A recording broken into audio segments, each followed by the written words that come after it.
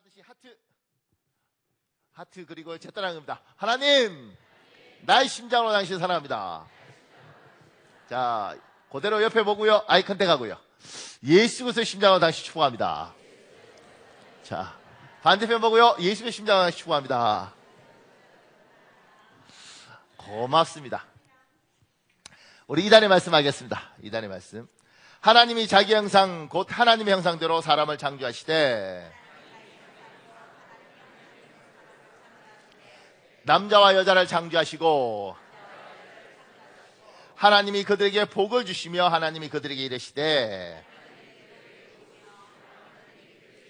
생육하고 번성하여 땅에 충만하라. 땅을 정복하라.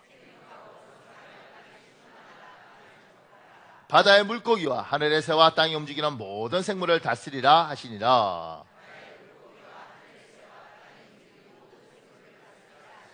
창세기 1장 27절에서 28절 말씀.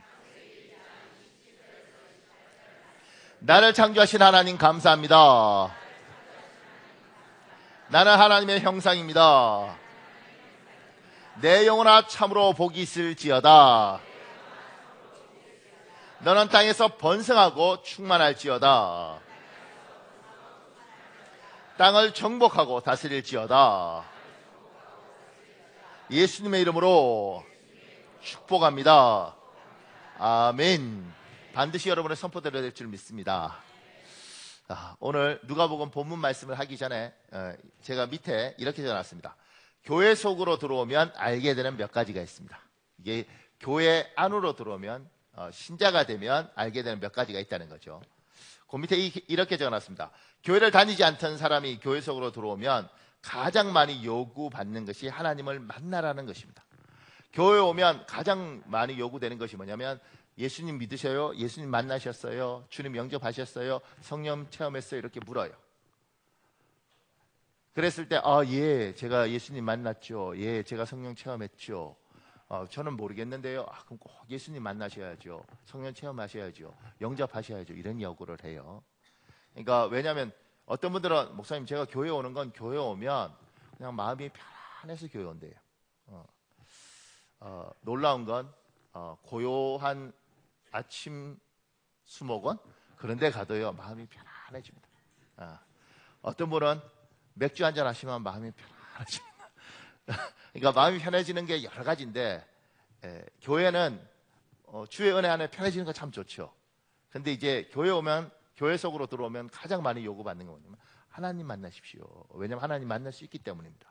우리 잠언 8장 17절에 있습니다. 여러분 읽으십시오. 시작.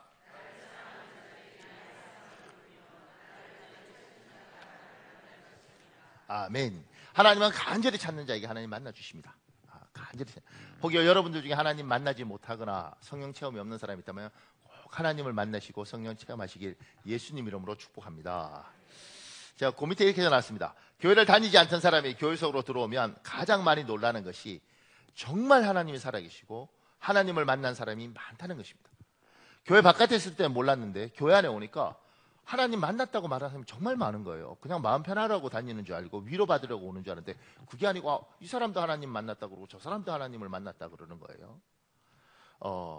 그리고 그 하나님이 살아계심에 대해서 어느 순간인가 나도 하나님을 만나야 되는 거예요. 하나님 살아계시구나. 이게 다른 거죠. 제가 그 밑에 이영표라는 우리 굉장히 유명한 축구 선수가 있잖아요. 그 사람이 이제 2014년도에 한 잡지에 인터뷰한 내용이 이런 내용이었습니다. 제가 하나님을 만난 건 2001년이었는데 처음 믿게 되었을 때는 누구든지 만나는 사람에게 하나님 이야기를 하지 않고는 견딜 수가 없었어요. 그런데 한 번은 저를 보던 선배 형들이 이렇게 말씀하시는 거예요. 너는 이제 하나님을 믿은 지 얼마 되지도 않았는데 왜 입만 열면 하나님 얘기냐고요. 그냥 저 혼자 열심히 믿으라는 얘기였죠. 그때 숙소로 돌아오면서 맞다. 나만 열심히 믿으면 되지. 왜 사람들에게 싫은 소리를 듣고 또 성경에 대해 아는 척 잘난 척을 했지? 라는 생각이 들더라고요. 그러고는 제 방에 들어와서 한 6개월 전에 어떤 분께서 주신 읽어야지 하면서 들고만 다니던 책을 꺼내 가운데 부분을 딱 폈는데 거기에 이렇게 쓰여 있는 거예요. 진리를 아는 자가 진리를 모르는 자 앞에서의 침묵은 죄악이다. 제가 다시 한번 읽어드릴게요. 진리를 아는 자가 진리를 모르는 자 앞에서의 침묵은 죄악이다. 너무 깜짝 놀랐죠.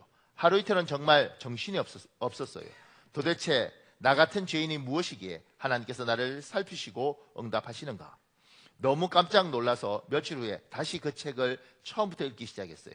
근데 아무리 그 구절을 찾으려고 몇 번이고 자세히 뒤져도 없는 거예요. 그래서 지금도 가끔 어떤 자리에 가서 하나님 이야기를 하다가 분위기가 이상해지거나 이런 자리에서 하나님 이야기를 해도 되나? 라는 생각이 들 때면 그 구절이 떠올라요. 그래서 이영표 씨는 간증을 하고 다닌다는 거예요. 진리를 아는 자가, 하나님이 살아계시다는 진리를 아는 자가, 예수 그리스도가 살아계시다는 진리를 아는 자가 그걸 진리를 모르는 자 앞에서 침묵하는 것은 죄악이다. 제가 이제 우리가 설교할 때마다 제가 이런 글들을 가져오는 이유는 우리가 뭐 하나님 나만 만났나 이렇게 생각하지만 정말 괜찮고 잘난 사람들 중에서도 하나님 만난 사람들이 많다는 거예요. 하나님은, 교회는 그냥 마음 편하게만 있는 것이 아니고 하나님이 살아계신 걸 이야기하는 사람이 정말 많고 하나님 만난 사람이 정말 많다는 거예요. 내가 못 만났다고 해서 하나님이 안 계신 게 아니고 교회 안으로 와서 보니 야, 이게 마음의 위로만 있는 것이 아니라 하나님 살아계시구나, 하나님 이렇게 역사하시구나, 저 사람도 하나님 만났고 저 사람도 하나님 있고 저 사람도 만났구나, 그러면 하나님 나도 만나 주셨으면 좋겠습니다. 이제 그런 소망을 품는 거죠. 그리고 실제로 하나님 살아계세요. 놀랍죠. 그런 분들이 있어요. 저기 집사 때 이번에 45평을 갔대. 그럼 나도 45평 가야지. 이런 욕심은 생기는데 저 사람 예수님 만날 때 나는 덜 만나고 싶어. 이런 분들이 있어요. 내가 왜 그래요? 그러면 괜히 만났다 목사라면 어떻게 해요? 이런 분들이 있어요.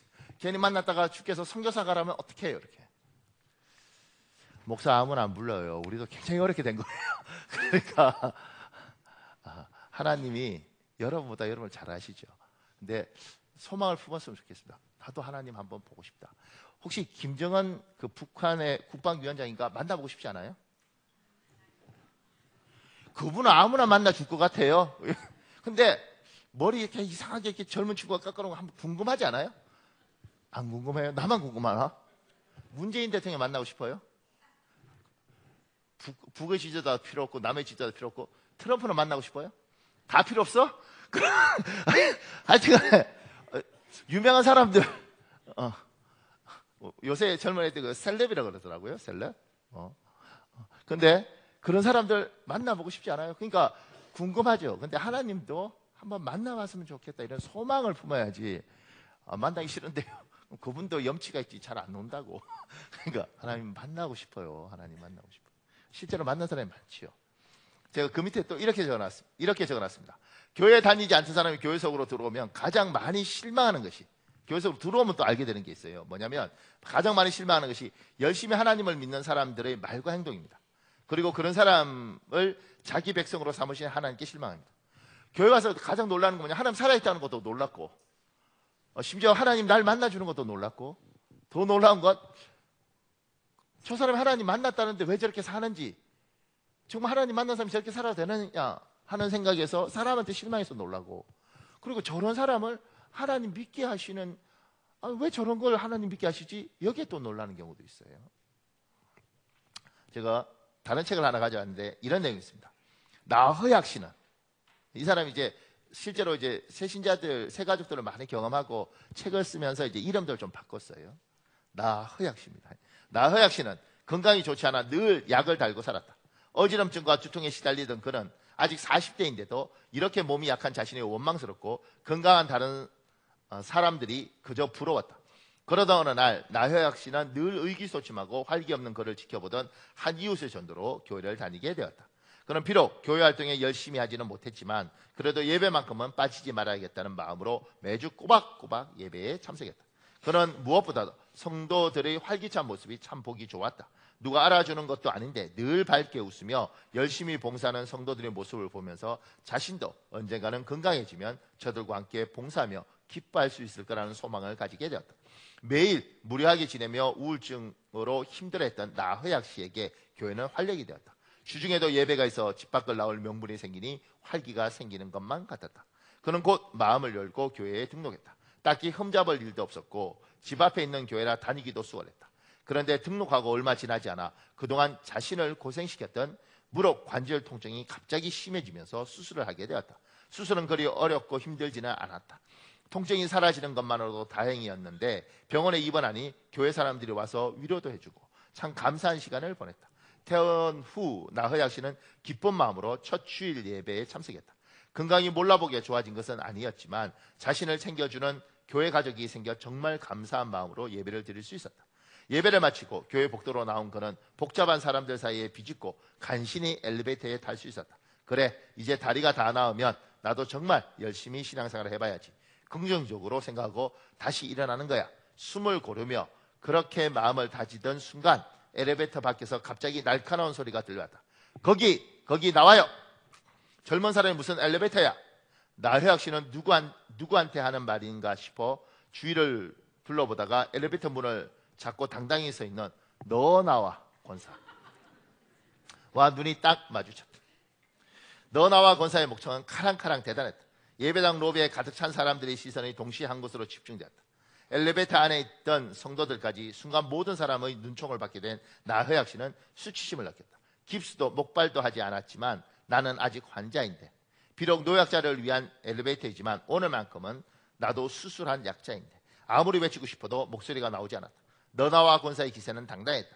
엘리베이터를 기다리는 줄이 길어지자 나허약 씨는 엘리베이터에서 내렸다. 그는 사람들의 시선 때문에 도저히 고개를 들 수가 없었다. 수술 받았다는 사실을 아는 사람이 주변에 있다면 정말 좋았겠지만 그를 아는 사람은 주위에 아무도 없었다. 그 후 그는 교회에 대해 완전히 마음을 닫았다. 교회에서 오는 전화도 받지 않았고 목사님이 신방을 오셔도 그냥 가시라고 거절했다. 학창시절 전학을 해봤던 경험이 있는가? 모두가 친한데 나 혼자만 낯선 곳에 정착해야 하는 그 마음이 어떨 것 같은가? 그런 상황 속에 있다면 무엇보다도 친절한 말 한마디, 모르는 것을 알려주려는 작은 배려, 사소한 도움 하나도 평생 기억에 남을 만큼 크게 느껴질 것이다. 교회에 너나와 권사만 있는 게 아니에요. 한성질 집사 뭐 이런 거지. 그 집사는 한성질해. 제가 가만 생각해 보니까 뭐 방시면 방탕의 집사 이런 거죠. 교회에서 기도 많이 하는데 술과 담배에 쩔어 있기도 하고 나이트클럽 가보면 늘 거기 앉아 계시고. 그러니까 방탕의 집사, 뭐 한성질 권사 뭐 이런 사람들이 교회에 있고 그분들이 기도하고 우리가 생각할 때 은혜가 있는 것 같지만 하는 행동들 속에서 너무 정의로울 때, 지금처럼 어디 너 나와 이렇게 할 때 이 사람은 정의로운 거죠. 자기 기준은 맞아요. 근데 이 사람에 대해서 너무 모르는 거죠. 제가 목회하고 나이가 들면서 놀라는 게 뭔지 아세요? 겉은 너무 멀쩡하게 잘생기고 예쁘게 생기고 키도 크고 이런데 온몸이 관절이 쑤셔. 그래서 계단을 오르면 죽을 것 같아. 그러니까 사람이 아픈 모습이 보여요. 아픈데 너무너무 멀쩡한데 계단만 걸어가도 힘든 사람이 있는 거예요. 그냥 볼 때는 화려한데 의자에 앉아서 30분만 있으면 이 허리가 말을 듣지 못해서, 허리 굉장히 요새 안 좋은 사람도 많잖아요. 그러니까 앉아있는 게 너무 힘든 사람도 있어요. 그리고 골반이 틀어져서 그냥 앉아있으면 안 되고 반드시 다리를 꼬아서 약간 틀어서 앉아야 되는 거예요. 한성질 권사가 볼 때 어떻게 해? 예배 다리 펴! 뭐 이렇게 자기는 너무 정의롭지. 계단 오르기도 너무 힘든데 집사가 말이야, 빨리빨리 와야지 이렇게. 그러니까 다 맞아, 자기 기준에는. 근데 이쪽 입장에서는 말도 되지 않는 일들을 하는 거죠. 그러니까 교회에 와서 참 은혜도 있고 기도도 한다 이런 사람들 속에서, 그 사람들을 통해서 누군가가 뭐 이런 사람들이 다 있어 이러고 깊이 상처를 받는다는 거예요. 물론 우리 교회는 없지, 저 교회. 근데 이게 있는 거예요. 제가 그 LA에 가면 나성영락교회라는 교회가 있습니다. 그게 이제 이명천 목사라는 분이 계셨는데 그분이 그 이야기하는 거예요. 자기 교회, 자기 어디 갔는데 어떤 집사를 만나서 이제 같이 이야기를 했는데 그 집사가 그러대요.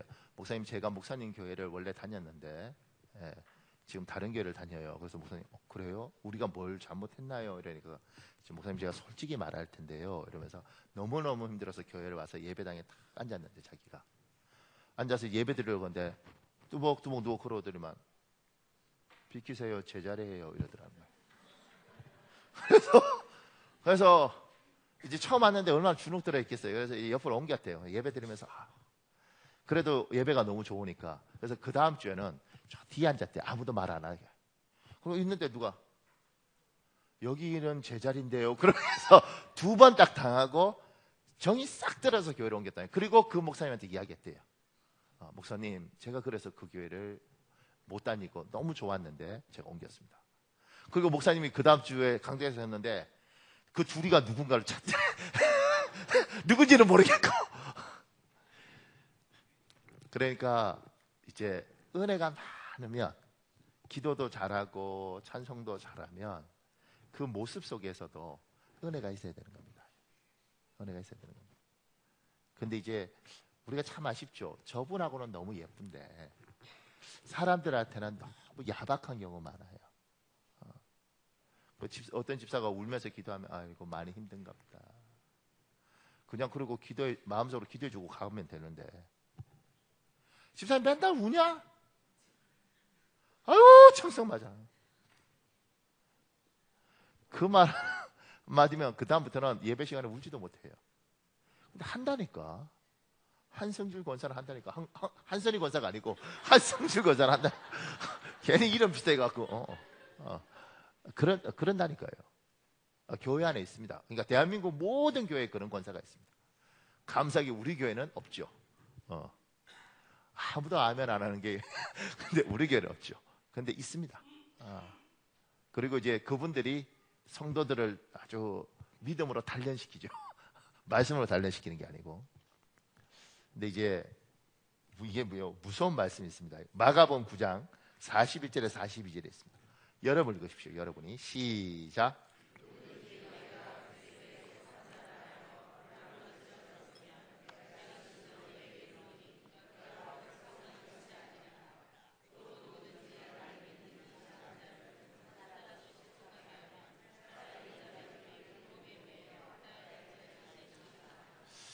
나를 믿는 작은 자 중에 실족하게 하며 연자맷돌을 메고 차라리 바다에 빠져버려라 이렇게 이야기하잖아요. 이게 예수 그리스도가 한 말씀이거든요.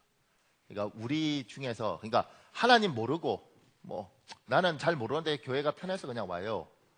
그리고 나는 성경도 잘 몰라 괜찮아요. 그런데 여러분들 중에 하나님을 만난 사람들, 은혜가 있는 사람들, 그리고 딴 사람이 볼 때 저분은 하나님 만났다고 말하는데 그런 사람이라면 지금 이 말씀 우리 하나님이 자애롭고 사랑스러운 하나님이시지만 영혼에 대해서 때로는 무섭게 야단치시는 거죠. 야 네가 그러면 연자맷돌을 메고 바다에 빠져버려라 이렇게 말하는 거예요. 왜냐하면 저 사람은 살라고 왔다고. 나는 이미 살았고 살라고 온 사람 나도 살라고 와서 살았는데 이제 살라고 온 사람을 내가 못 살도록 밀어버리면 이 영혼은 어떡합니까? 그러니까 여러분이 은혜가 있다면 여러분이 하나님이 주시는 뭐가 있다면 내가 연약한 사람에 대해서 돌볼 생각을 가져야 돼요. 불쌍히 여겨야 되는 거라. 얼마나 힘들어서 왔는데 얼마나 용기 내서 왔는데 그래서 어떻게든 도와줘야지 같은 것도 답답하게 우리 교회 참 고마운 건 그런 문제가 없는데 옛날에 어떤 교회들은요 그 교인들 중에 이렇게 성도들이 새로 오면 이렇게 그 성도의 어떤 것들을 파악하려고 하는 노력하는 그런 교회들이 있습니다. 그럼 딱 오면 집사님 오셨어요? 이거 신발 비싼 거네요. 그러니까 처음부터 그냥 있다니까요. 희한한 분들이 있어요. 아유, 집사님 예쁘게 생겼네요. 동네에서 반반하다는 이야기 좀 들으시겠어요? 왜 그런 이야기를 하냐고. 진짜라니까요. 앞도 뒤도 근거도 없이 그런 말 하는 사람도 있어요. 얼마나 놀라는지 몰라. 네. 그러니까 그거 딱 듣는 순간 저 사람이 막 하나님 이야기하고 이러든 간에 나는 하나님 안 믿고 싶다 이런 생각이 들어요. 제가 그 밑에 이렇게 적어놨습니다. 교회를 다니지 않던 사람이 어렵게 교회 속으로 들어왔지만 교회의 상처를 받고 교회를 떠나면 굉장히 중요한 말입니다. 비그리스도인이 아니라 반그리스도인이 됩니다. 그러니까 교회에 와서 교회 한 번도 안 온 사람 상관없고요. 교회를 왔는데 교회에서 어유 진짜 이상하네. 뭐 하나님이 있다고 그러면서 왜 저렇게 해? 그러면 이 사람들이 비그리스도인 나 교회 안 다녀요. 뭐 나는 교회 안 다닐 거야. 뭐 하나님 어디 있어? 요 정도가 아니고요. 하여튼간 교회 믿는 것들은 진짜 이렇게 가요. 지금 대한민국에 반그리스도인이 너무 많죠. 그 사람들이 교회를 안 다닌 게 아닙니다. 교회를 다녔는데 교회에 와서 마음이 너무 많이 상한 거예요. 요거는 제가 밑에 가져온 글은 지금 우리나라에서 뉴스룸이란 그 JTBC 뉴스가 가장 신뢰도가 높잖아요. 거기에 이런 내용이 잠시 나와 있더라고요. 앵커 브리핑에 7만 8천 개 그리고 2만 5천 개 무엇을 뜻하는 것일까? 7만 8천 개는 한국 개신교 교회의 숫자이고 2만 5천 개는 한 집 끌러 하나씩 있다는 전국의 편의점 숫자입니다. 교회가 전국 편의점 숫자의 3배가 넘는다는 이 얘기입니다.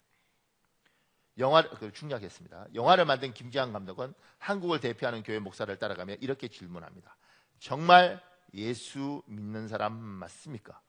참고로 김지한 감독은 모태신앙에다 독실한 개신교 신자라고 합니다. 지금 여기서 특이한 거 보이잖아요. 교회 많은 것에 대해서 문제를 제기해요. 교회 많은 것에 대해서. 교회가 7만 5천 개나 있대. 편의점이 2만 5천 개밖에 안 되는 7만 8천 개나 있대. 편의점이 2만 5천 개밖에 안 되는데 이 말이 돼! 이렇게 이야기해요. 근데 여기 잘 봐야 될 게 있습니다. 도서관이 7만 8천 개면 10이 걸겠어요? 우리 옆집에 도서관이고 뒷집에 도서관이 미치겠어. 맨날 책만 보라는 거야? 이렇게 욕하는 사람 어디 있냐고. 내 인생에 도움이 되는 것 갖고는 시비 걸지 않아요. 그러면 교회가 7만 8천 개에 왜 시비를 거느냐면 교회가 도움이 안 된다는 거야. 골치 아픈 교회가 왜 이렇게 많아 이렇게 되는 거야. 세상 사람들이 교회를 보면서 무슨 생각을 하냐면 교회 정말 도움 안 된다. 차라리 편의점보다 훨씬 못하다는 이야기가 되는 거예요. 비기독교인이 아니라 반기독교인이 되는 겁니다. 그래서 하나님을 만난 사람, 안 만났으면 어떡하겠어요. 근데 하나님 만난 사람, 예수를 아는 사람은 제가 밑에 기재놨습니다. 그래서 교회를 다니지 않던 사람이 교회 속으로 들어와서 하나님을 만나면 정말 하나님을 만난 우리가 잘 살아야 합니다. 여러분과 제가 예수를 믿으면 그냥 교회에 오는 게 아니라 정말 그리스도를 영접하고 하나님이 살아계시다는 걸 알고 은혜를 받았으면 여러분과 제가 잘 살아야 되는 겁니다. 예쁘게 살아야 되는 겁니다. 이번 주 금요일 날 그 동탄에서 목회하는 이석원 목사님 왔었잖아요. 말씀 전하셨는데 그분이 와서 그 이야기하는 거예요. 그 인생 참 불행한 사람이거든요. 제하고 처음 만났을 때는 이렇게 이야기했어요. 우리 교회에서 간증한 거하고 조금 다르게 뭐 할아버지가 주태백이고 술주정뱅이라는 이야기를 그렇게 하는 거예요. 할아버지가 주태백이고 아버지가 주태백이고 그 다음에 형이 주태백이고 그런 주태백 집안에 태어나서 자기 형이 38에 농약 먹고 자살하면서 그럼 나도 주태백이가 되어서 술 먹고 자살해야 되나 그러던 사람이 예수를 만났다는 거예요. 하나님을 만나고 정말 희망 없던 이 사람이 하나님을 만나고 하나님 앞에 이렇게 말했던 하나님 만나주셔서 정말 고맙습니다. 제가 하나님께 잘해드리겠습니다. 좀 다르죠?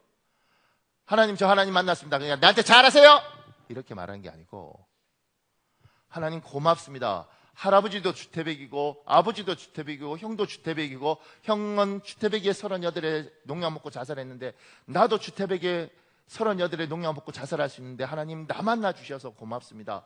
나에게 소망 주셔서 고맙습니다. 그러니까 하나님 이제부터 내가 하나님께 잘해드리겠습니다. 그래서 목사 된 거예요. 그 사람은.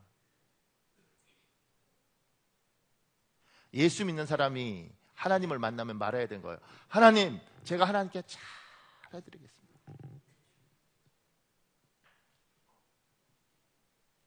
우리 교회 표가 이거잖아요. 은혜 받고 은혜 갚는 교회. 원래는 문장을 이렇게 적어놨어요. 창대교회는 은혜 받는 교회입니다. 창대교회는 은혜 갚는 교회입니다. 하나님께 은혜 받았으면 어떻게 해야 돼요? 하나님 제가 은혜 꼭 갚겠습니다. 제가 올해 하나님 앞에 드린 기도 중에 하나가 이거예요. 하나님, 내가 나한테 너무 정말 잘해 주셨는데 하나님, 내가 살아서 반드시 10,000분의 1이라도 내가 주님이 주신 은혜 갚고 가겠습니다.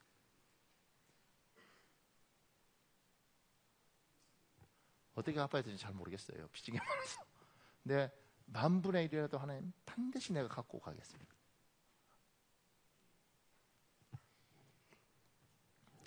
이 자리에 하나님 만난 사람 많잖아요.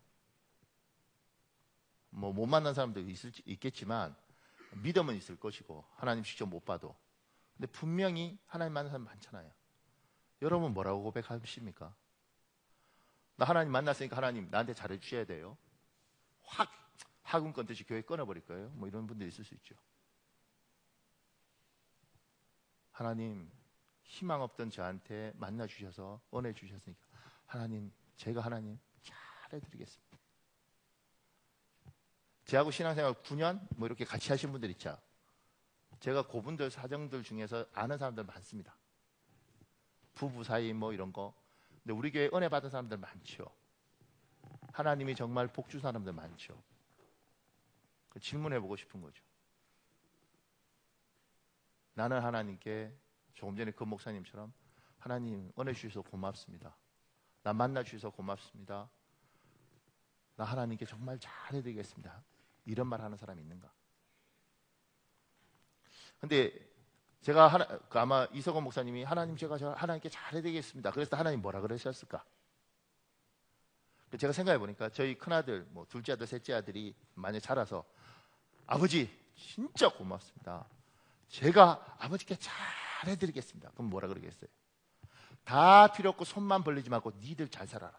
난 이렇게 말할 것 같아. 잘해주고 이런 거 필요 없고 그냥 우리 것만 가져가지 말고 니들끼리 잘 살아라. 이렇게 난 말할 것 같아. 하나님께 잘 해드리겠습니다. 그랬을 때 하나님이 우리에게 나한테 뭐 해달라 이런 건 아닌 것 같아요. 그리고 하나님이 명령하죠. 나는 네가 잘 살아라. 네가 이렇게 살았으면 좋겠다. 그게 오늘 누가복음 말씀인 거죠.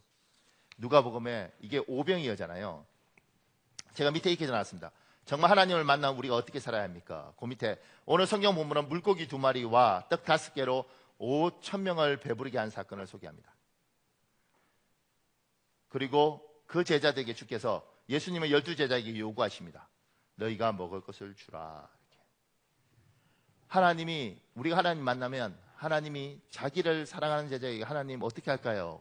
12제자 같은 제자들에게 하나님이 요구하죠. 너희가 줘라 해야. 먹을 것을 주고 사람들에게 필요한 것을 줘라. 우리가 하나님 정말 하나님 잘해드리겠습니다. 그러면 하나님이 얘야 나한테 잘할 필요 없고 나는 됐고 네가 가서 저 사람들한테 잘해줘라. 먹을 걸 줘라.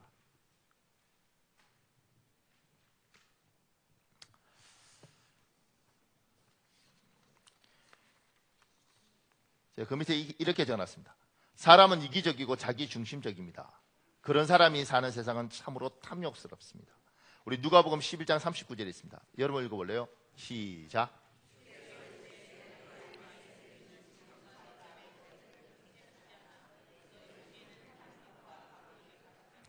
세상 사람들 겉은 참 번지르하고 겉은 화려한 사람들 많습니다. 그런데 그 사람들 속은 탐욕과 악독이 가득합니다. 이 세상에 사람뿐만 아니라 사람들은 이기적이고 자기중심적이고 탐욕적입니다. 그게 사람들이고 그런 세상에 여러분과 제가 살고 있습니다. 거기서 여러분과 제가 살고 있죠. 근데 그 세상에서 주님이 이렇게 말한 거예요. 우리가 예수님을 만났다면 탐욕스러운 세상에서 삶의 자세를 바꿔야 합니다. 받으려고 하지 말고 주려고 작정하고 사셔야 합니다. 보세요. 사람은 전제가 굉장히 중요하더라고요. 제가 목사가 됐을 때 전 그냥 목사가 된 거죠. 그냥 뭐 하나님 사랑하고 이러니까. 근데 예수를 믿고 목사가 되고 이게 무슨 뜻인지 잘 몰랐던 거예요. 그런데 예수를 믿고 어느 날 목사가 됐을 때 신학 공부하고 이랬는데 이게 정확하게 뭔지를 몰랐던 거죠. 그런데 목사들은 대부분 가난하거든요. 특히 이제 부교육자 때는 더 가난합니다. 우리 교회도 지금 장로님들이나 이런 분들이 예를 서서 부목사님들이 그래도 다른 교회보다는 우리 사이즈에 조금 더 받지만 그래도 어렵거든요, 많이. 근데 이제 제가 있던 모교회는 성도들이 좀 가난해서 사역자들은 더 가난했어요. 그러니까 전도사, 뭐 강도사, 부목사일 때 뭐 당연히 최저임금 뭐 이상을 받아본 적도 없고 항상 배고팠어요. 뭐 근데 뭐 제가 좋아서 간 길이니까. 그러니까 성도들이 보니까 불쌍하잖아요. 뭐 그때는 애도 둘이고 이러니까 성도들이 늘 목사님 그러면 엘리야한테 하나님이 까마귀를 통해서 먹이듯이 저 집사가 까마귀인갑다. 그러면 이제 집사님이 이렇게 목사님 그렇게 막 보면 싹 기도를 주고 막 이래. 그럼 이제 부르면 늘 생각해. 구석구에서 부르면 돈 주는갑다. 이렇게 좋다. 아우 까마귀들 이렇게 비둘기보다 우린 까마귀가 좋아 말이었어. 그런데 그러니까 좋은 스승을 만난다는 건 참 좋은 것 같아요. 좋은 스승을 만나면 좋은 스승은 내한테 잘해주고 따뜻하게 해주는 게 좋은 스승이 아니라 어떤 길을 가야 되면 그 길을 제대로 갈 수 있도록 만들어주는 게 좋은 스승이라는 생각이 들어요. 그러니까 우리는 내한테 잘해주는 사람이 좋은 스승이라고 생각하는데 무조건 부드럽게 해주는 게 아니라 때로는 방향을 정확히 잡아주는 거죠. 근데 어느 날 제 담임 목사님이 제가 그런 걸 봤는지 들었는지 하여튼간 본 것 같아요. 특히 성도들이 저한테 말해줬어요. 다른 부목사보다 다른 후배 목사들보다 저한테 많이 줬다고 저는 그렇게 믿어요. 뭐 걔들은 또 그렇게 어떻게 생각하는지 모르죠. 근데 어느 날 방부사 나 따라와. 그래서 이제 목사님 방에 들어갔죠. 방문 딱 닫자마자 욕하기 시작해서 1시간 동안 계속 그분이 그동안 맺힌 건 뭐 당해하면서 스트레스 받았던 거 목회하면서 다 푼 것 같아요. 1시간 동안 길길이 뛰면서. 근데 1시간 내내 했던 말을 딱 요약하면 이 말이에요. 네가 목사 안수를 받을 때 주려고 목사가 됐냐 받으려고 목사가 됐냐. 이 주려고 목사가 된 놈이 왜 자꾸 받으려고 그러냐. 거기다가 뒤에 붙은 것 같아요. 이 거지 근성을 버려라 뭐 이런 것 같아요. 1시간을 욕을 얻어먹고 그때 정신이 하나도 없었어요. 그냥 이러고 있었어요. 막 하더니 막 나가! 딱 이러더라고. 한편으로는 너무 고맙고 왜냐면 나가라니까 얼마나 나가고 싶겠어요. 또 하나는 서럽더라고. 뭐 따뜻하게 그래도 그렇게 살면 안 되지 않겠니? 안수하면서 아들아 사랑한다 뭐 이러고 보내면 얼마나 좋겠어. 나가! 나가라는 건 고마운데 딱 나오는 거 서럽잖아요. 딱 나와서 문 딱 닫는데 쭈르륵 진짜 수돗물처럼 나. 이게 줄기처럼 막 눈에서 눈물이 나더라고. 그러면서 참 오기도 있고 승질도 나면서 생각이 확 바뀌더라고요. 무슨 바뀌냐면 그래 죽어 산다 내가 죽어. 목사 될 때 주려고 목사 됐지 내가 얻어먹으려고 목사 된 거 아닌데 내가 죽어 산다 죽어. 생각이 바뀌었어요. 나 만나서 밥 얻어먹은 사람 많잖아요. 그래서 내가 여러분 잘 안 만나는 거예요. 잘 안 만나. 그러니까 지금도 목사님들 만나면 항상 제가 밥을 사요. 그러니까 생각 바꿔버린 거죠.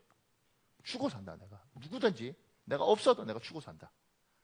그러니까 예수 믿는 사람에게 주께서 요구하는 게 뭐냐면 여러분이 예수님을 만나는 순간 주님이 요구하시는 거예요. 너 내 제자니? 이 12제자처럼. 예. 그럼 줘. 받을 생각하지 말고 주고 살아. 네가 내 제자잖아. 그러면 거지처럼 뭐든지 얻어먹을 생각하지 말고 없어도 주고 살아. 지금 12제자가요 5병이어잖아요. 떡이 얼마 할까요? 떡 5개, 물고기 2마리. 제가 이스라엘 말고 이집트에서 물고기 사 먹어본 적이 있는데 이제 시장 바닥에서 진짜 요만해요. 이렇게 뭐 먹을 것도 없어요. 그러니까 요런 거 가지고 5천 명 먹이라고 주님이 이야기하는 거거든요. 우리 이것밖에 없는데요. 그거라도 줘. 이렇게 이야기하는 거예요. 여러분 중에 하나님 만난 사람 있고 예수 믿는 사람 있으면 여러분 생각 바꿔야 됩니다. 우리가 예수 믿겠다고 딱 고백하는 순간 전제가 바뀌는 거예요. 거지 건성 버리고 없어도 죽어 살아. 아무도 아멘 안 하지. 아멘 하는 순간 그러니까 생각을 바꿔야 돼요. 예수 믿는다? 아멘. 그러면 천국 가? 아멘. 그걸로 끝나는 게 아니라 내가 예수 믿지. 내가 죽어 산다. 내가 얻어먹지 않고 내가 힘들어도 내가 죽어 산다. 이렇게 생각 자체를 바꾸는 거예요. 내 인생은 죽어 사는 인생이다. 아멘이 없어. 우리 사도행전 20장 35절 있습니다. 여러분 읽어볼래요? 사도행전 20장 35절 시작.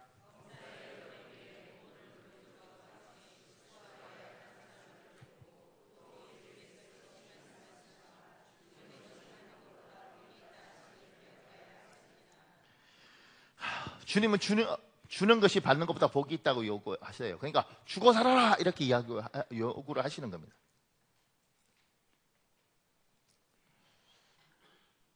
근데 이게 잘 안 받아들이시죠. 왜냐하면 제가 그 밑에 이렇게 적어놨습니다. 우리의 본성은 주는 것보다 받는 것을 좋아합니다. 그래서 받는 것은 당연한 것인 줄 압니다. 받을 때 고마움을 모르고 상대방이 주지 않으면 오히려 분노합니다. 제가 여자분들 보면서 참 놀라는 건 뭐냐면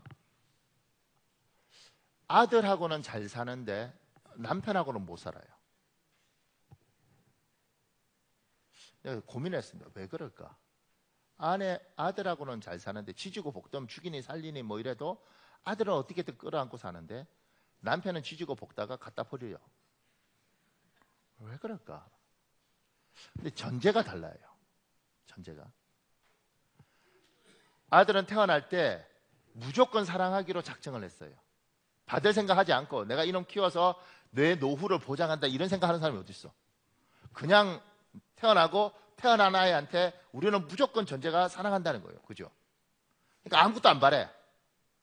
그냥 사고만 치지 마라 그러고 사고 쳐도 어쨌든 돌봐줘요. 왜냐하면 얘한테는 주고 살겠다고 작정하고 가졌을 때부터 줄 거라고 생각하고 태어났을 때부터 얘는 무조건 내가 준다 이렇게 생각하는 거예요.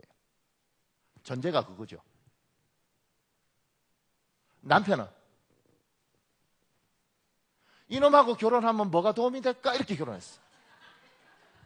전제가 그거예요. 전제가 이놈하고 결혼하면 돈도 좀 되고 인물도 되고 어디 데려가면 기분도 좋고 이렇게 해서 근데 나중에 보니까 늙어서 돈도 안 되고 인물도 안 되면 버리는 거예요. 정으로 살 수 있죠. 그동안 잘하면. 그러니까 남자도 똑같죠. 딸은 무조건 사랑하는 거예요. 근데 아내는 밥 안 해주고 뭐 하면 내가 밥도 못 얻어먹고 그러고 이렇게 문제가 되는 거예요. 전제 자체가 처음부터 지금 젊은 친구들이 결혼이 힘든 이유가 뭐냐면 결혼 자체의 조건이 뭐냐면 내가 저 사람을 너무 사랑해서 난 저 사람 없으면 죽을 것 같아. 난 저 사람한테 밥 차려주는 거 좋고 저 사람 사랑하는 게 좋아. 그래서 네가 아무 짓도 안 해도 난 널 사랑할 거야. 이렇게 결혼하면 헤어질 수가 없습니다. 왜냐하면 아무 짓 안 해도 난 사랑할 거니까. 내가 이 생각을 쫙 하다가 한선희 권사님 생각났습니다. 아니 그냥 편하게. 그러니까 심재본 집사님을 선택할 때 다 필요 없다 이 남자는 나는 무조건 사랑한다 이렇게 결혼한 거 아닌가? 대답하려니 온 동네 여자들이 죽일 것 같고 아마 그랬을 거예요. 제가 알기로는. 그러니까 그냥 나는 이 남자가 너무 좋아. 그냥 아침에 밥을 해서 이 남자가 밥 먹는 것만 해도 나는 행복해. 그래서 밥을 해주고 싶어. 그리고 이 사람이 예쁘게 옷 입는 게 좋아. 그래서 예쁘게 입고 싶어. 그렇게 결혼을 했으면 이 사람이 뭔 짓을 하든지 간에 나는 좋아요. 왜냐하면 나는 이 사람이 살아 숨쉬는 게 좋아. 그런데 그게 아니고 도움을 받기 위해서 결혼했어요. 내가 살기 위해서 도피자가 되든 뭐든 이 사람을 이용해서 내가 뭘 하기로 결혼했어요. 그래서 좀 도움도 받았는데 시간이 지나니까 도움이 잘 안 돼. 어느 날 남편이 눈을 뜨는 순간 눈 뜨지 마! 이렇게 되는 거죠. 그럴 수 있습니다. 왜냐하면 내가 결혼한 목적이 그거예요. 몰라요. 80 넘으시면 눈 떴다고 구박당하고 막 이렇게 그게 결혼할 때 전제 자체가 다른 거죠. 자식하고. 그러니까 결혼할 때 생각이 어떻게 하느냐에 따라서 잘 살고 못 살고가 결정되는 겁니다. 근데 예수 믿을 때도 전제가 다 잘못되면 힘든데, 전제가 뭐냐면 여러분이 성령 체험을 하고 세례를 받고 하나님 믿겠다고 할 때는 믿겠다고 하는 순간 주님께서 야 줘! 별거 없는 물고기 2마리든 뭐든 줘! 내가 주고 산다. 내가 주고 내가 베풀고 산다. 사고 자체를 그렇게 딱 가져야 되는 겁니다. 이게 예수 믿는 사람들의 힘이에요. 남들이 뭐라 할 때 아이씨 나 아무것도 없어도 나 준다. 근데 없는데 뭘 줘? 근데 마음은 주는 거예요. 그 차이 큽니다. 어떤 사람이에요, 새벽기도 빠지고 기분이 아주, 새벽기도 늘 지키는 사람인데 새벽기도 빠지고도 얼굴이 좋더라고. 왜 물었어? 왜 새벽기도 못 왔냐고. 그러니까 늦잠을 잤대. 근데 얼굴이 왜 좋냐? 그러니까 나는 나가려고 그랬는데 늦잠을 자서 못 나간 거래. 그러니까 양심의 가책이 하나도 없어요. 근데 여러분들 중에 금요일 날이나 이때 괴로운 사람도 있죠. 왜냐하면 철에 안 가려고 하니까 이미 괴로워. 어떻게든 핑계를 내서 안 가야 되는데 일은 없고. 그러니까 마음에 안 할 걸 작정하면 힘든데요, 할 걸 작정하고 나면 편합니다. 하려고 그랬는데 못하고 어떡하겠어. 그러니까 마음속에 하나님 요구하시는 거예요. 주고 살아. 없어도 예수 믿는 사람은 거지건성 버리고 당당히 내가 주고 산다. 내가. 왜 아멘을 아무도 안 하나? 그러니까 내가 주고 살겠다고 생각하는 순간 하나님이 참 많은 일들 하십니다. 제가 밑에 조금 더 이렇게 적어놨습니다. 내가 가진 것 중에 작은 것이라도 나눌 때 하나님이 우리에게 기적을 맛보게 해주십니다. 기적을 왜 경험 못하냐면 안 나눈 거래요. 목사님 뭐 작은 거 줘서 누구 욕하고 그런 거 신경 쓰지 마십시오. 자, 제가 밑에 이렇게 적었습니다. 작은 것이라도 나눌 때 좋은 친구들이 생겨납니다. 우리 잠언 19장 6절에 있습니다. 여러분 읽으십시오. 시작.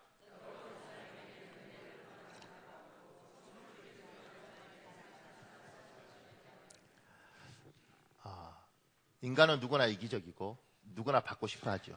이게 본성이에요. 그래서 내 걸 자꾸 뺏어가는 사람하고는 친하지 않습니다. 나에게 채워주는 사람이 좋죠. 그러니까 전제를 가지고 작은 것이라도 주고 사는 겁니다. 근데 이제 우리가 가진 생각이 뭐냐면 목사님 이딴 거 줘서 뭐 하겠습니까? 이렇게. 근데 제가 밑에 이렇게 적어놨습니다. 작은 것이라도 부끄러워하지 말고 하나님께 지혜를 구하고 나누면 작은 것이 놀라운 것이 되기도 합니다. 그러니까 별거 아닌 건데 나는 별거 없어요.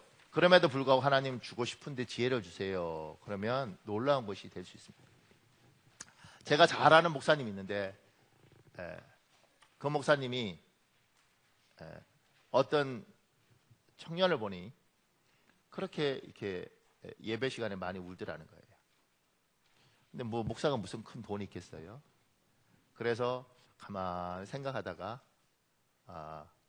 그 손수건 하나 샀다는 거예요. 이렇게. 근데 이제 손수건 중에 우리 남자들 넥타이 중에 닥스라는 상표가 있거든요. 그 이제 거의 비싼 넥타이예요. 근데 손수건도 닥스가 있는 거예요. 이게 메이커. 근데 손수건은 닥스가 있는데 그 기껏 해봤자 한 10,000원 이렇게 하는가 봐요. 이게 손수건 10,000원짜리를 사서 제가 잘 아는 목사님이 그 많이 예배 시간마다 우는 청년한테 주면서 이렇게 말을 했다는 거예요. 10,000원짜리가 뭐 별건가 어디? 100만 원 주는 것도 아닌데. 그러니까 작은 것도 하나님께 지혜를 구하면 놀라운 게 되는 거예요. 그래서 그 청년한테 이랬대요. 얘야, 너의 눈물은 고귀하니까 휴지로 닦지 말고 닥스로 닦아라.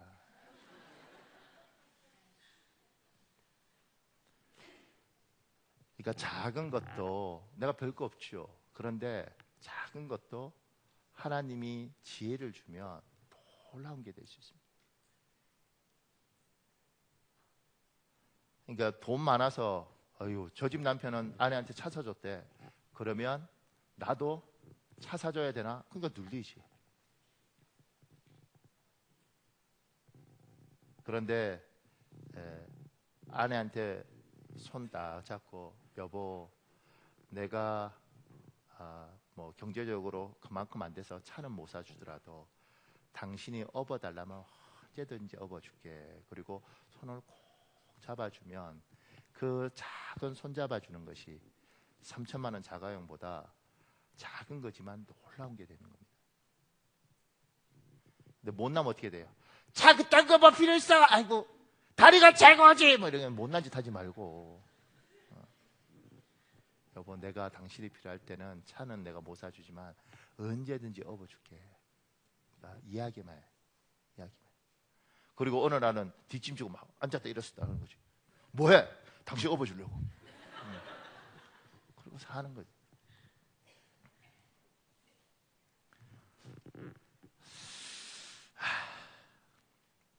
제가 그 밑에 이렇게 적어놨습니다. 물건을 다른 사람과 나누는 것, 물건을 헤프게 사용하는 것은 참 많이 다른 행동입니다. 누군가의 비난으로부터 자유하십시오. 제가 왜 이렇게 적어놨냐면 작은 것을 나눌 때 이 내가 하나님의 지혜를 좀 놀라운 게 되잖아요. 근데 반드시 옆에서 사단이 쓰기 좋은 사람들이 있습니다. 그 사람은 그딴 걸 뭘 줘? 그거 주면 다 요거 돼. 욕해. 이렇게 해서 사람 마음을 꺾어버리는 사람들이 있습니다. 그러니까 그런데 신경 쓰지 말라는 거예요. 너는 그렇게 생각할지 모르지만 나는 꼭 주고 싶으면 마음을 다해서 작은 거지만 집사님 힘냈으면 좋겠어. 제가 우리 사역자들 사무실 가면 초콜릿, 바카스 뭐 이런 거 있잖아요. 청년들 같은 경우 이제 또 1청년, 2청년 담당 목사님들 같은 경우에는 뭐 붙어 있어요. 이렇게 초콜릿에 뭐 목사님 힘내세요 막 이런 거 붙어 있고 막 이래. 그럼 그 초콜릿이 아닌 거죠. 그러니까 1청년, 2청년은 붙어 있고 중고등부터 붙어 있는데 주일학교는 안 붙어 있는 거예요. 왜냐면 애들이 아직 이게 안 돌아가요. 부서를 잘 맡아야 돼. 이렇게.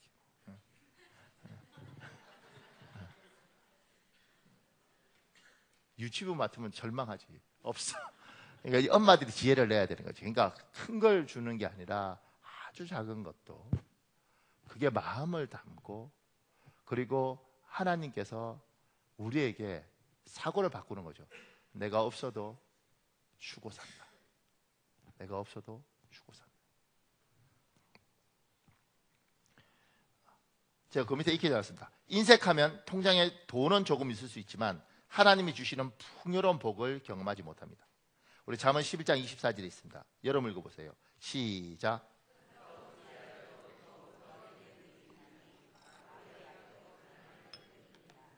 아껴도 가난한 사람이 있어요. 근데 제가 이렇게 적어놨죠. 인색하면 통장에 돈이 조금 있을 수는 있지만 하나님이 주시는 풍요로운 복이에요. 풍요로운 돈이 아니고. 어저께 제 친구가 교회를 설립했습니다. 개척 예배를 드렸죠. 김포에서. 제가 이제 어저께 우리 성도 결혼식이 있어서 금요일 날 갔다 왔어요. 굉장히 미안하긴 한데 금요일 날 갔다 왔어요. 그런데 이제 금요일 날 가면서 이제 어저께 설립 예배는 그냥 설립이 아니라 50에 상가에 개척교회를 하고 또 저하고 같이 신학 공부를 했던 동기 둘이가 또 목사 안수를 받아요. 하나는 나이 69인데 목사가 되십니다. 69인데 같이 공부를 했는데 69의 목사 안수를 받는 거예요. 그리고 한 사람은 우리 교회 한번 왔었죠. 똑바로 보고 싶어요 주님. 이 형님이 이제 돌고 돌아서 이제 목사 안수를 받는 거예요. 이제 금요일날 가서 제가 이제 그 마음이 어떻겠어요? 나이 50에 이제 개척을 하는데 갔는데 놀라운 게 뭐냐면 성도들 몇 명이 청소하는 거예요. 내가 개척 멤버도 제대로 없을 텐데 어떻게 청소를 하냐. 그러니까 원래 중국에서 목회를 했거든요. 그 친구가. 근데 중국에서 비행기를 타고 청소하기 위해서 와 있는 거예요. 나는 여러분에게 비행기 타고 와서 청소하라는 말 안 하니까 한 번씩 와서 닦고 이렇게. 근데 비행기를 타고 다 제가 중국에서 목회할 때 알던 사람들이니까 그때는 이제 예수 믿고 이랬거든요. 막 청소해요. 강집사님 이거 뭐야? 그러니까 목사님 비행기 타고 청소하라 그래서 하나님이 그 감동을 주셔서 와서 청소하고 있다는 거예요. 중국에서 비행기 타고. 근데 또 제가 이제 거기 간다 그랬는데 어떤 성도가 이건 이제 그냥 요건 듣고 딱 말아야 돼요. 그러니까 오해하면 안 되니까. 어떤 성도가 그 이야기를 어떻게 우연히 내가 이야기했는데 그 이야기 듣고 너무 마음이 아파서 돈을 50만 원을 갖고 왔어요. 돈을 50만 원 갖고 꿀을 갖고 그리고 와서 뭐라고 이야기하냐면 제가 이렇게 말할 때는 누군지 추적하기 없기. 우리 성도들 들고 누구지? 이렇게 하고 막 컴퓨터를 굴리는데 내가 아무한테도 말 안 할 거니까. 그러니까 꿀을 하나 들고 그 다음에 50만 원을 들고 저한테 이제 와서 목사님 그분한테 꼭 줬으면 좋겠대. 자기가 견딜 수가 없다는 거예요 마음에. 그래서 이제 들고 김포로 간 거죠. 배달하러. 가서 꿀을 주니까 저하고 20년 넘는 친구인데 처음 알았어요. 매일 꿀을 먹는다는 것을 몰랐어. 그래서 야 참 꿀을 주고 그다음에 목사님 제가 이제 뭐 하다가 거기 재정위원장 뭐 이런 사람들하고 뭐 좀 있었는데 몇 명이 그러니까 성도 거의 없는데 멤버가 좀 있어요. 중국에서 온 멤버들. 근데 제가 그 50만 원 주면서 목사님 우리 성도 중에 누가 목사님한테 꼭 이걸 주지 않으면 견딜 수 없을 것 같아서 목사님한테 준대. 그러니까 이제 그걸 전달할 때 참 이게 분위기가 참 희한하더라고요. 이 사람 마음에 하나님이 정말 도와주는구나 나를. 중국에서 비행기 타고 와서 청소하는 교인들 안 오겠다고 했는데 안 오려고 그러니까 너무 고통스럽고 마음에 하나님이 가라고 그러셔서 비행기 끊어서 온 사람. 또 누군가가 목사님 돈도 없을 텐데 그러면서 용돈을 주고 자기도 모르는 거잖아요. 그래서 저한테 그러더라고. 야, 이름은 적어줘야지 내가 기도하지 그러더라고요. 그래서 내가 이름 적어주고 그러면서 그 가족들 마음에 하나님이 우리에게 이 길을 가길 원하시는구나. 그러니까 이게 우리가 작은 것들이라고 해도 최선을 다해서 하나님 앞에 주면 하나님께서 그걸 가지고 놀라운 일을 할 뿐만 아니라 그냥 돈 50만 원에 50만 원이 아니고 꿀이 아니고 비행기 타서 청소하는 게 청소가 아니라 굉장히 풍요로워지는 거예요. 그걸 경험을 하는 거죠. 저는 제가 그걸 보게 되니까 상황에서 이렇게 일이 되는구나. 그 사람은 인색하면 복이 없어요. 통장에 돈은 있는데 복이 없어요. 해프면 안 되죠. 알뜰해야죠. 그런데 하나님이 주시는 마음이 있으면 그 마음을 순종을 하면 하나님이 참 많은 일들을 합니다. 내가 내가 돈 달라는데 분위기가 험악해. 그래서 해보면 압니다. 하나님이 참 살아계시구나. 이걸 아는 거죠. 제가 그 밑에 이렇게 적었습니다. 눈에 보이는 것뿐 아니라 눈에 보이지 않는 것 중에서도 줄 수 있는 것이 많이 있습니다. 그러니까 우리가 참 아쉬운 건 줄 수 있는 것들이 많이 있는데 그러면 오병이어처럼 정말 놀라운 일들이 일어날 수 있는데 그 중에 하나가 뭐냐면 제가 얘기했잖아요. 사랑, 소망, 칭찬, 격려 뭐 이런 것들이 굉장히 우스운 것 같지만 그렇지 않습니다.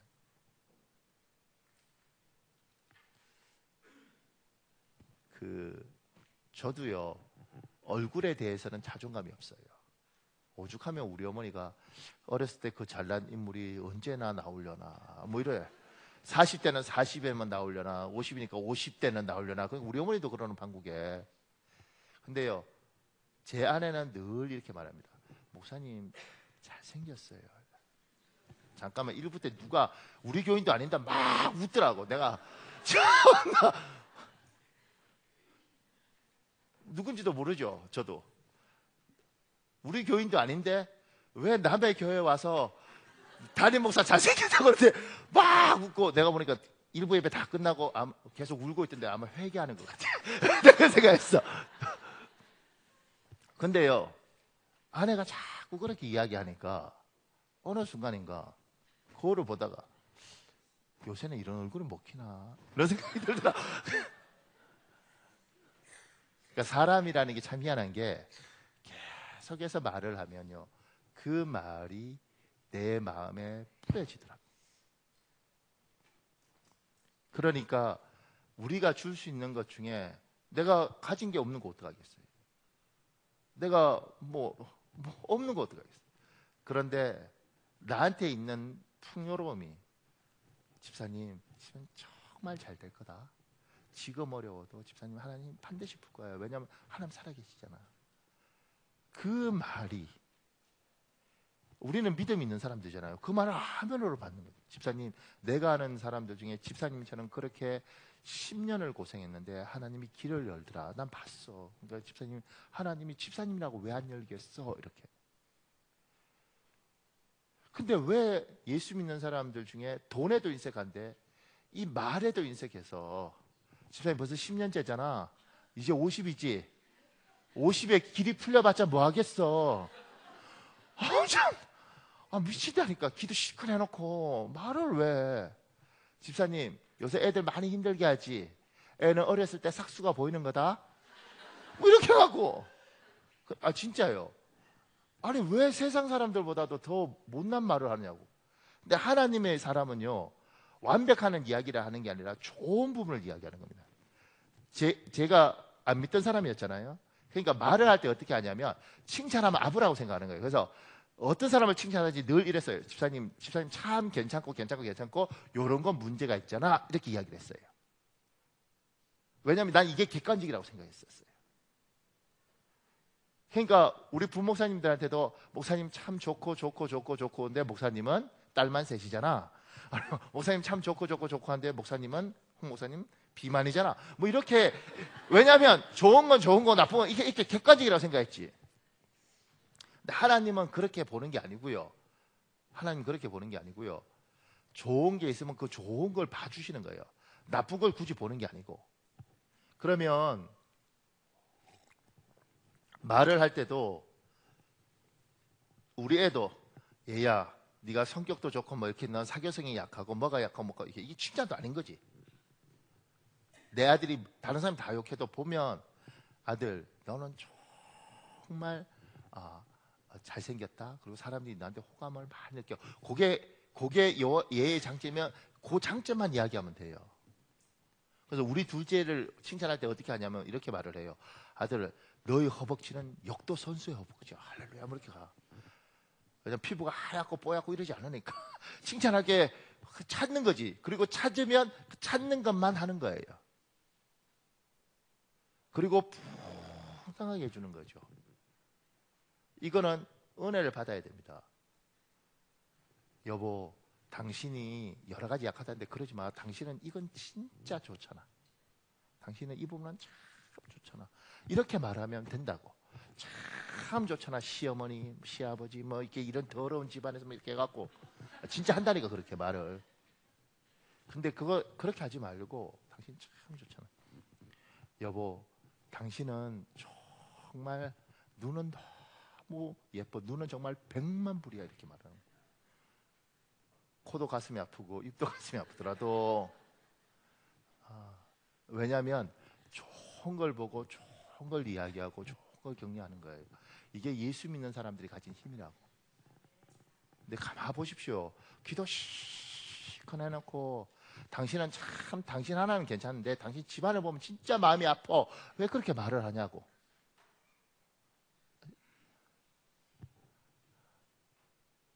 하나님의 사람이 복이 있으려면 은혜를 많이 주시면 눈이 열려서 좋은 걸 보면 돈만 주는 게 아니라 물고기하고 빵만 주는 게 아니고 칭찬도 주고 격려도 주고 용기도 주고 힘도 주는 거예요. 집사님 잘 될 거다. 힘이 있을 거다.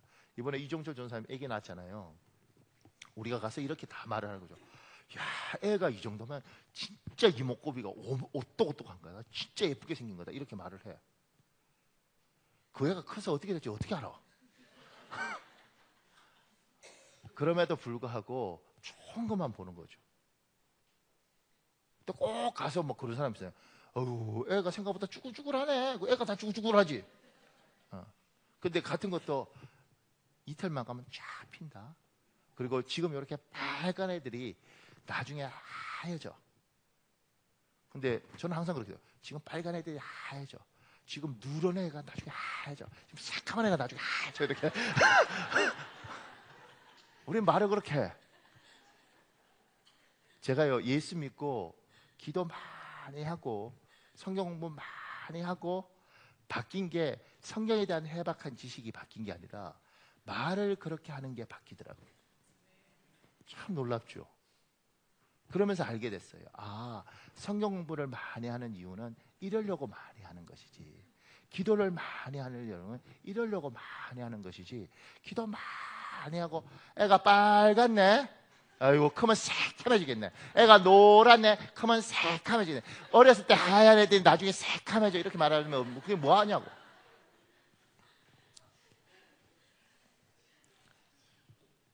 그러니까 여러분에게 하나님이, 제가 밑에 얘기하지 않았습니다. 나누고 싶고 베풀고 싶은데 가진 것이 없다고 말하는 사람들이 있습니다. 목사님, 저는 목사님처럼 뭐 나눠주라는데 나눌 것도 없고, 칭찬도 나는 할 줄 몰라요. 저는 격려도 할 줄 몰라요. 그때 이렇게 말하는 거죠. 야고보서 1장 5절에 있습니다. 여러분 읽으십시오. 시작.